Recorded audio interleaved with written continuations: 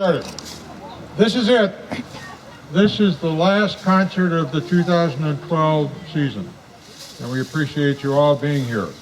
As promised on rainy Wednesday, right? This is non-rainy Sunday. So we appreciate you all being here. Do all of you have programs? We're going to do the program thing. On the front is the history of this group, which goes all the way back to 1986, when Wade Mosby, who's no longer with us, and George Hardy, who really is with us. Where's George?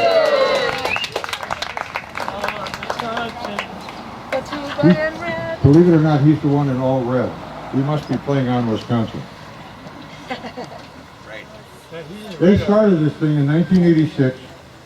Wade was not a musician, but he really made things happen until he passed away in 2005. But we've had these free outdoor concerts since the beginning.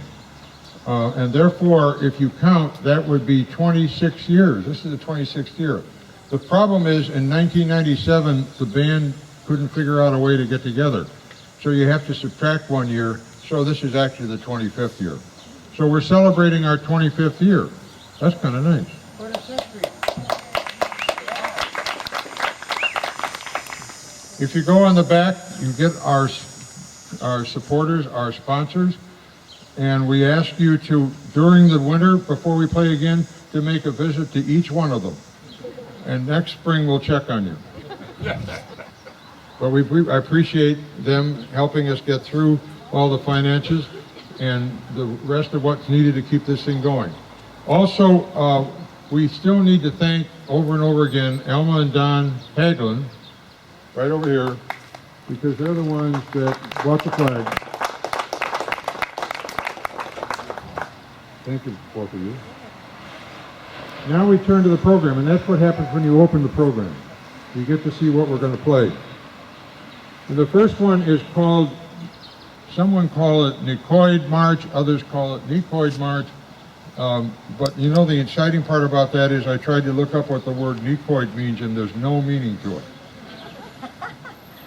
But it's written by and composed by our old friend Henry Fillmore. Now, the music that we're playing from says it's Al Hayes.